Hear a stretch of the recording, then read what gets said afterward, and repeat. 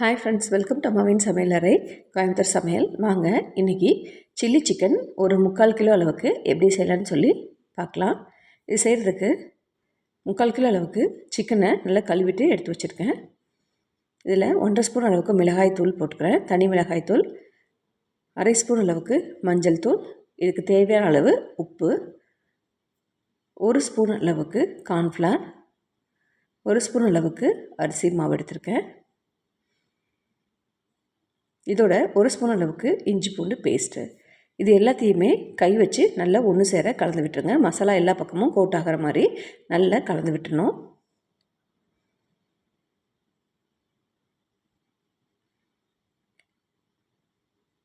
இதோட ஒரு ஸ்பூன் அளவுக்கு குக்கிங் ஆயில் சேர்த்துக்கலாம்.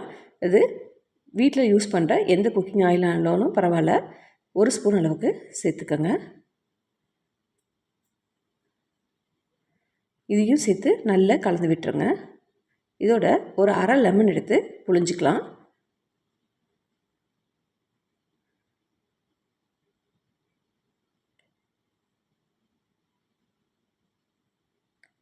இதோட எல்லாத்தையுமே நல்லா ஒன்று சேர கலந்து விட்டு ஃப்ரிட்ஜில் ஒரு 1/2 மணி நேரம் வச்சு எடுத்துகிட்டு வந்துடலாம். அதுக்குள்ளே அடுப்பில் ஒரு கடாய் வச்சு எண்ணெய் நல்லா சூடானதுக்கப்புறம் சிக்கனை போட்டு ஃபாஸ்ட்டில் வச்சு தான் பொரிக்கணும். மாதிரி பொரித்து எடுத்துக்கோங்க. அப்படியே சிக்கன் அள்ளி போட்டுறக்கூடாது. இது மாதிரி தனித்தனியாக போட்டு எடுத்தால் தான் நல்லா வெந்து வரும். எண்ணெய் நல்லா சூடாக இருக்கணும்.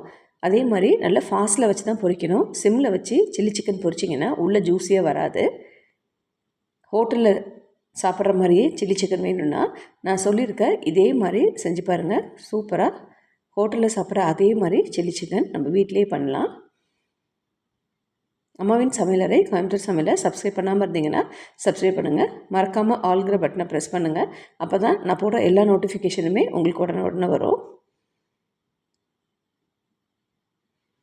இதே மாதிரி 2-3 பேட்சாக போட்டு பொரித்து எடுத்துக்கலாம்.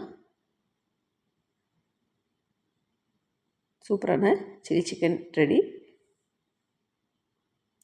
நீங்களும் இதை ட்ரை பண்ணி பார்த்து எனக்கு மறக்காமல் கமெண்ட் பண்ணுங்கள், லைக் பண்ணுங்கள், ஷேர் பண்ணுங்கள். அம்மாவின் சமையலறை கோயம்புத்தூர் சமையலை சப்ஸ்கிரைப் பண்ணுங்கள். தேங்க்ஸ் ஃபார் வாட்சிங்.